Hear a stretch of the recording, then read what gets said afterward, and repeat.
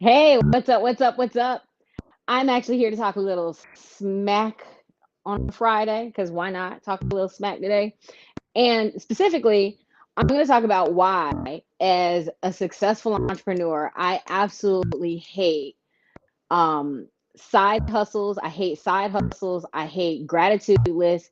And quite honestly, I hate the Southeastern entrepreneurial swagger that is keeping entrepreneurs broke. Now, I'm gonna tell you right now, some of the stuff that I'm gonna say is gonna completely insult people. They're gonna be mad. You might be one of them. Hey, it's Friday. Get the hell over it. It's the first Friday of the year. I just found out, so we might as well just go in and make sure that we're crystal clear about who I am and what I'm talking about. First of all, my name is Donna St. Louis. I am the CEO of Firebrand, which is Firebrand. And I am one of the co hosts of Fire Savvy, which is a $1 million, 1 year $1 million business challenge. And if you want to check out Fire Savvy, just go to firesavvy.net. Understand that this is by invite only. So don't go there and be like, oh, I'm going to buy my ticket and get in because you're not. We'll refund you. All right. So let's talk about this. Um, Top three things. I went through my list today and straight up just ask people, hey, how are you crushing things right now in your 2022? I mean, 2023. It's the first week is in, first Friday is in. What did you do? And these are the same people that will, some of the people who are answering are saying, this is what I did to hit the goal. This was the goal I had for this week. This is what I did this week to reach that goal. And that was fire. But then I had other people that were like, well, I woke up this morning and I spent an hour on my gratitude list, which is so important. And then I was like really like focusing on my side hustle and just like how I was like, honey, this is 2023. Seriously, it is time to go to the next level. And I mean, people were telling me how they were grateful for like the trees. And I'm like, for real? Seriously? So I'm trying to figure out which one of these should I hit first. Should I go ahead and hit with the entrepreneurial swagger first and go ahead and insult people, um, the gratitude list, or the side hustles? Like I have my list right here, and I've been thinking which one of these should I hit first? Because no matter which one I hit, somebody's little feelings gonna be all but hurt, and I really don't care. But if we're gonna go into 2023 and we're going to be successful entrepreneurs, and we're gonna stop saying, "Oh, I'm gonna hit $1 million," and don't actually have a plan to hit $1 million, then I think we need to be a little bit smarter about how we're spending our times. So screw it. Let's just jump right in and talk about side hustles. So I have a personal hatred for side hustles because at the end of the day, while a side hustle can make you money, and don't get me wrong, side hustles absolutely positively can make you money. What they do, however, is they cause you to take your eye off the ball. I know someone who makes a significant amount of money in her side hustle. She absolutely does. However, she wants to be an entrepreneur and she is struggling because she does not have financial freedom from corporate colonization. And every time I talk to her, she's telling me how she's going to leave that job because she is tired of those people. And she has a significant title in her job. She has a C-level position. So here it is at a C-level position, working with people who get on her damn nerves, is making great money and is hating every day that she has to wake up and go into that job. Money does not buy you happiness. And clearly she is proof of that. And so one of the things that she does though is to make more money is she has all these side hustles that she does. She has, oh, I sell this on Amazon and that on Amazon. And I mean, don't get me wrong, she's making over $500,000 a year. When I talk to her and we talk about coaching and her getting to the next level, every time I talk to her, I go, well, this is what you have to do. 1, 2, 3. Do these 3 things first. And we might say, do this one thing first.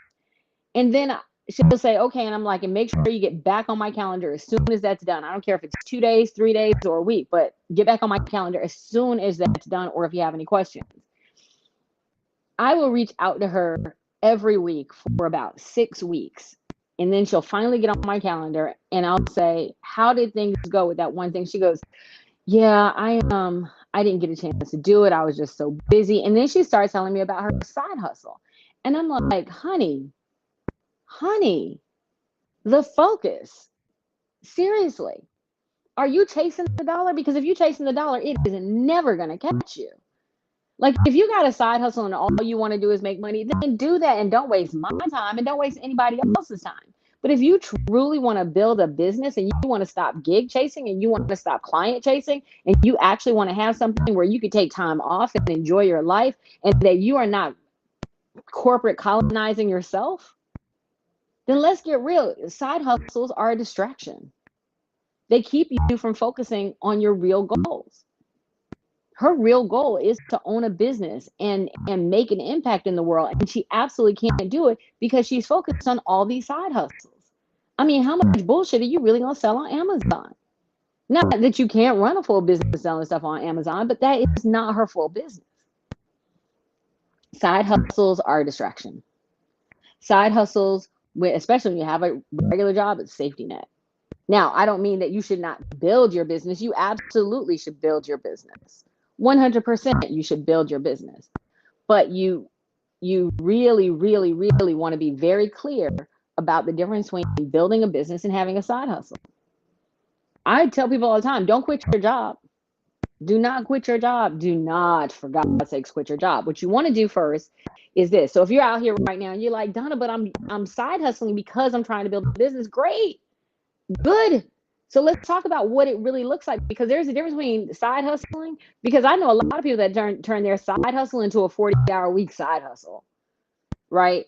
And they don't have a business. They just have a 40-hour-a-week side hustle. So let's talk about what a side hustle, when you're going to build it into a business, looks like. Number one, know specifically what it is that you are going to offer to the world. How are you stepping out to change the world? If you don't know that and you just selling crap on Amazon, that's a side hustle. But if you're like, no, I really want to do this, I want to make this impact on the world, that's number one. Number two, who do you want to work with specifically? And by the way, stop chasing BBFU graduates. If they broke, busted, and fucked up, they are not your dream client. Stop. And then number three, how are you going to craft an offer? And don't have 850 offers. You really should only be offering one or two things. You really should be offering one thing in two different ways. And that's really it. That's it. And then your job from there is to start creating market attraction and content so people will start coming to you. Once you have made enough money to cover you for a year, you have full on permission to leave your job. Now, if you got fired, then you don't have a side hustle. Now you have to go and create this job. If you're not at that other job anymore and you're like, girl, I already quit. Okay, great. Then you don't really have time to be doing this other thing, which is gratitude list. I don't know, people like, Donna, that is so selfish. Like,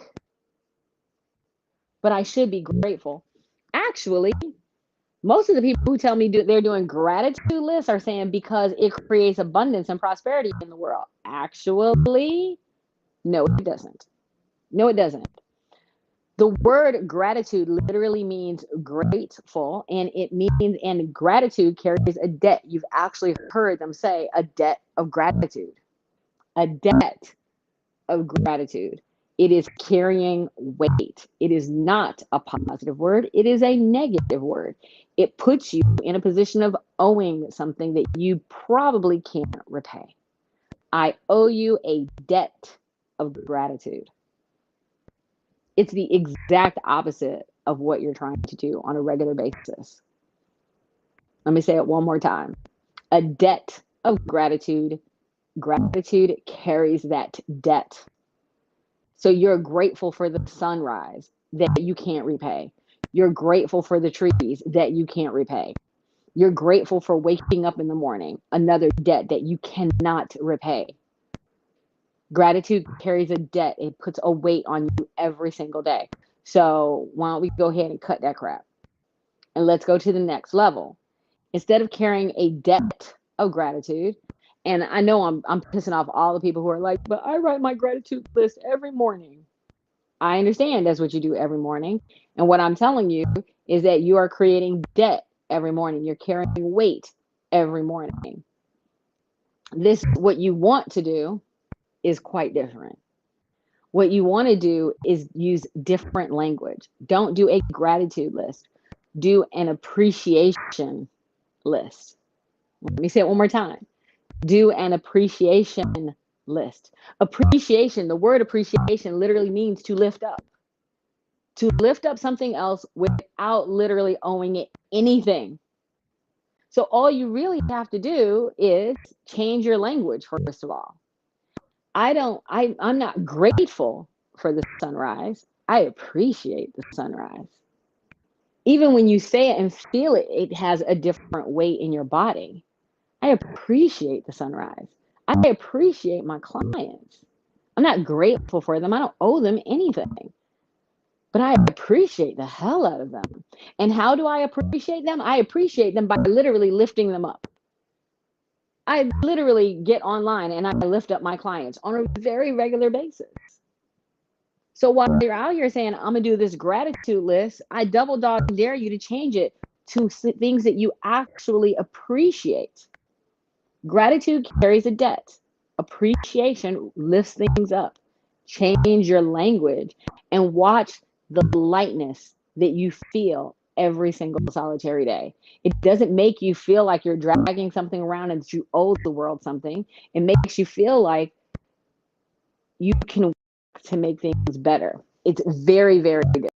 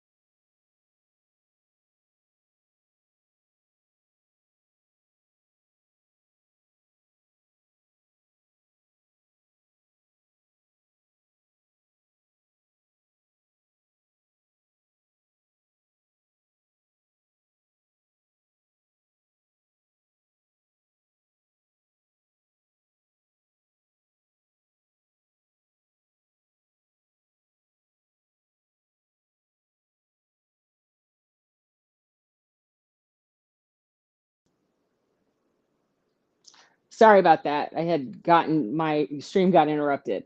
So let's talk about the last thing. And the last thing is the Southeastern entrepreneurial swagger. So now that you understand that, number one, you don't want to carry a debt of gratitude.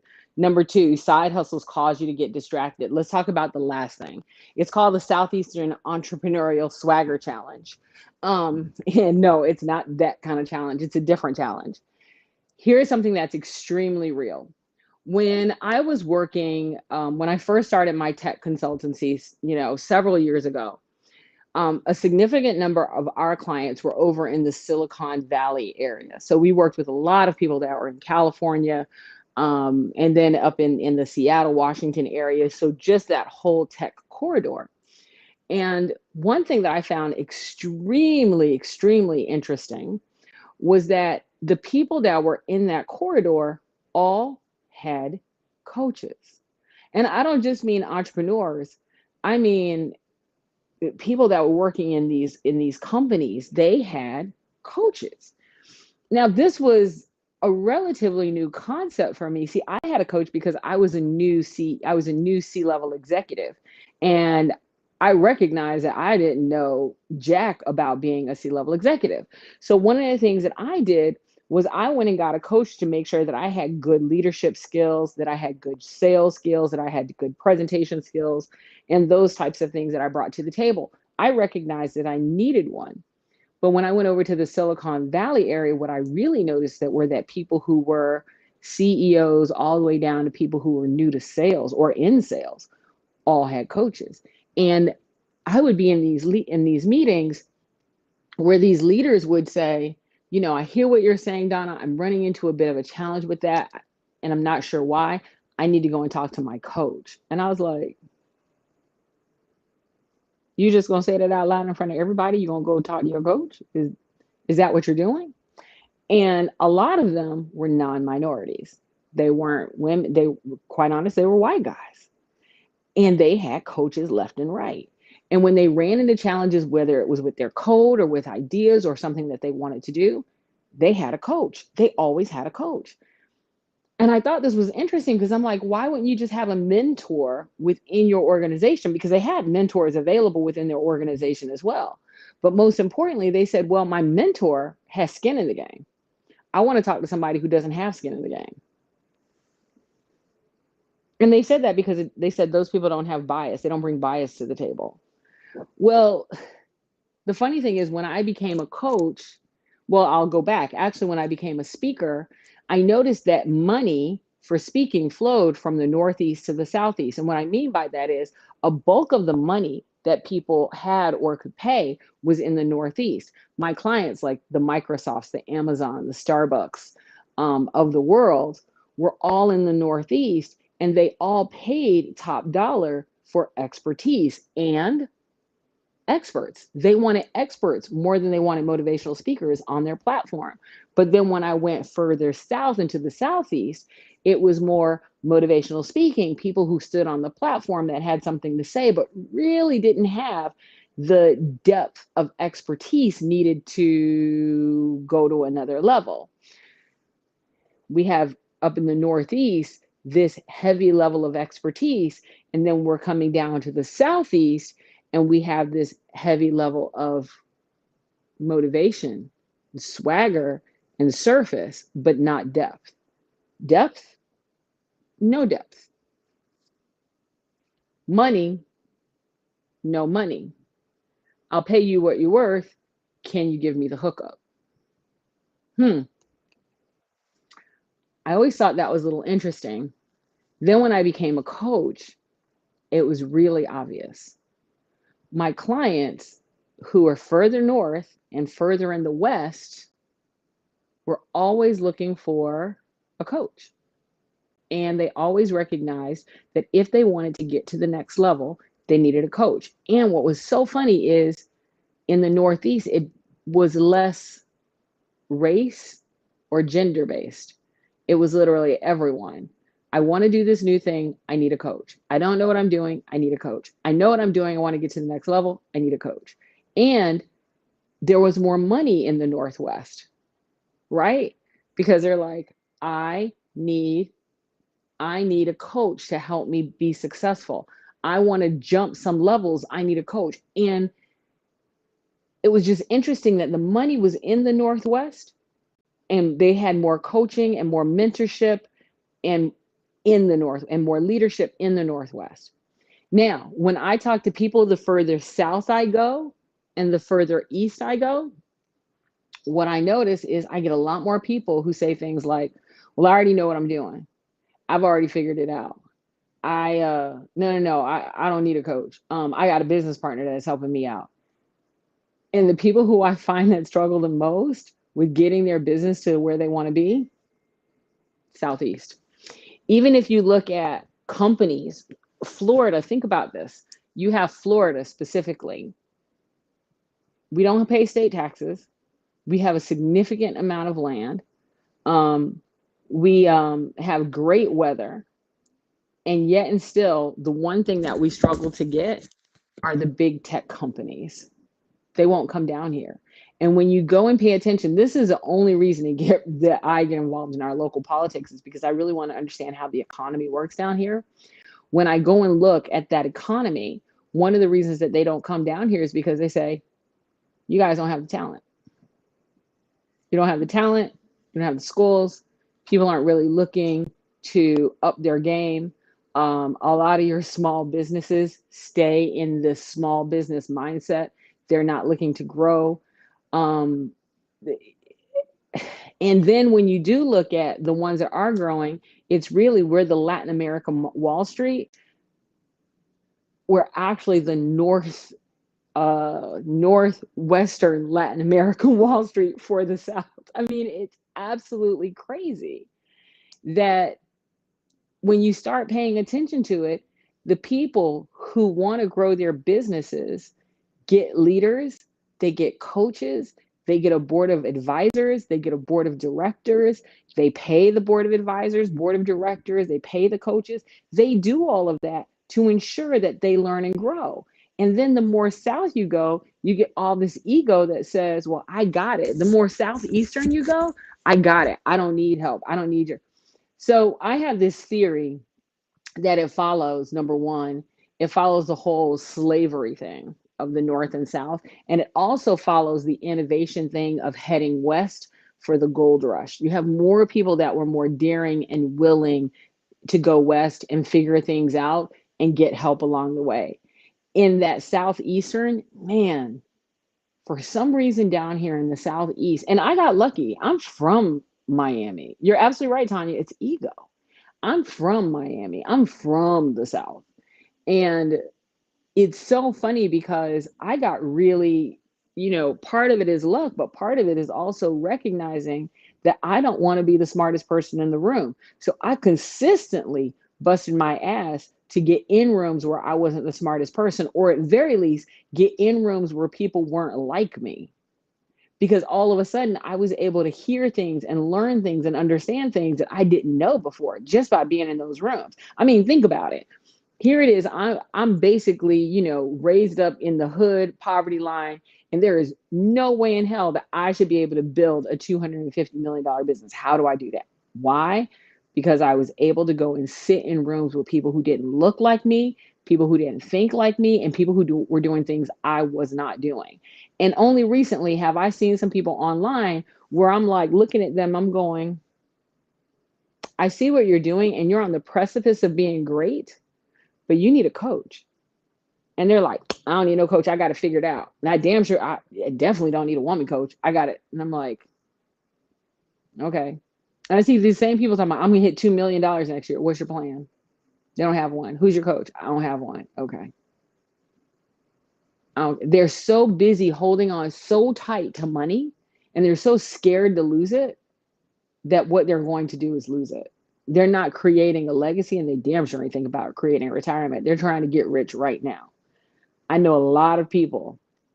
Hell, look at Grant Cardone, who had made millions of dollars and lost that money and had to start all over again. And you know what he did, by the way, just FYI? He got a coach. And a lot of people don't know that. Y'all pay close attention. Pay close attention to these really, really, really successful people. They have coaches. Y'all not watching at all. The only reason I was halfway successful wasn't because, oh, I'm super smart. Nah, I had a coach. Right now, I have several coaches because it takes a tribe to work this out. So the things that I really want you to recognize are this. Number one, side hustles are a distraction. Side hustles keep your eye off the ball. And if you have a good coach, good coach is going to make sure that you recognize when you are being distracted. So stop. So take your eye off the side hustle and start focusing on actually building a business. Stop gig chasing and client chasing and building a business. If you can't forecast your business within the next 6 months, and if you can't at least make a $5,000 to $10,000 investment in your business, you don't have a business. You have a side hustle. And you can have a 40-hour week side hustle. You can. That's number one. Number two, gratitude list. Gratitude list. Gratitude list. That gratitude carries a debt. It's a debt of gratitude. Stop doing gratitude lists. If you want to do something like that every morning, do appreciation. Appreciation literally means to lift up. It carries a completely different weight in your mind, spirit, and body. It changes how you go through the day. And finally, the Southeastern entrepreneurial swag, it's killing Southeastern entrepreneurs. It really is. Y'all better pay attention to these people over in the Northwest, especially that big old money-making corridor where we have two companies valued at $1 trillion. I'm going to tell you right now, those people in those companies literally have coaches. And honestly, it looks something like this. I'm going to show you what it looks like because I've been in the room and experienced it. Somebody's run into a problem. They're like, you know what? I'm going to table this for a moment. I need to go talk to my coach. And they're like, do you want to talk to your coach about it? And you go, oh, I don't have a coach. They're like,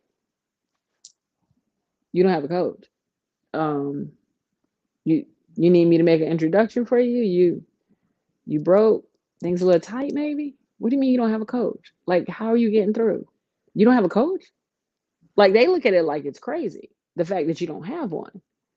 They wonder how are you in business and you don't have a coach. And by the way, when people get angel investors and VCs, you know what those angel investors and VCs are first? Coaches. They're coaches.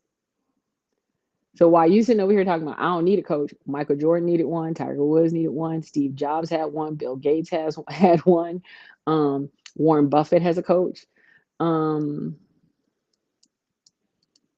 Grant Cardone has a coach, um, Oprah Winfrey has a coach. I know y'all sitting here going, oh my God, yep. You think because they're not putting them on Front Street, you think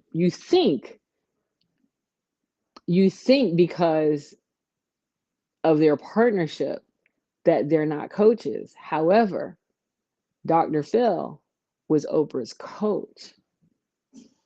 That was basically her mindset coach. That was her coach. Yeah. Pay attention. Y'all not looking. You're not looking. Y'all wonder how these billionaires are billionaires? They got coaches. The lady, Sarah, I can't think of her last name, that does Spanx, she has a coach. And by the way, a lot of those people, when they become billionaires, what they do is they go and put their coach on Front Street.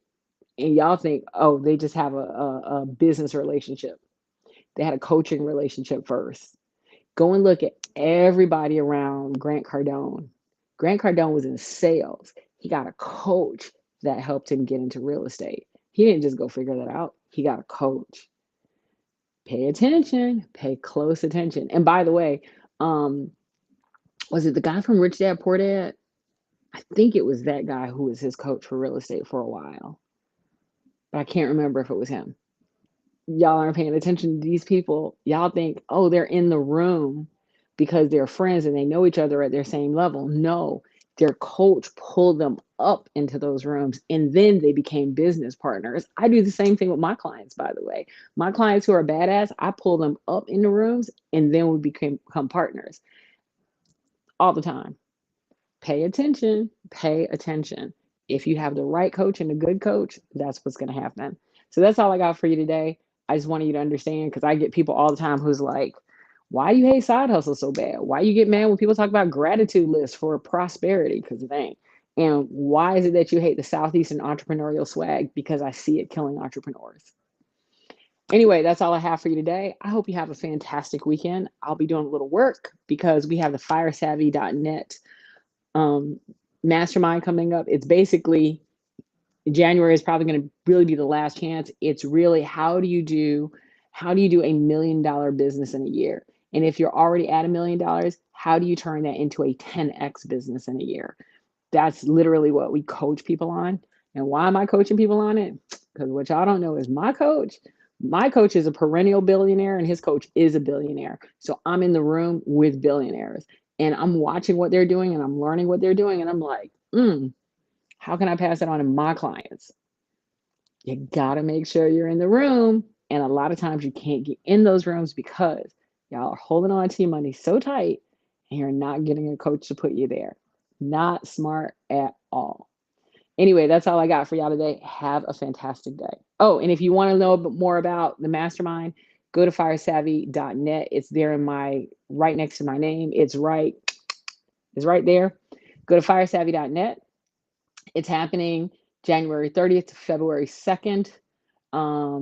You got to be there at 4 o'clock, January 30th. You got to be out no later than February 2nd at 10 a.m. That's when we close everything down. It is a game changer. We are having another private Q&A session on Friday. So if you're interested, let me know. And I'm saying this, and quite honestly, I think we may have sold out this morning. If the button is still green when you go to firesavvy.net, we didn't sell out. However, don't go there and buy a ticket before you talk to me. Like literally talk to me first.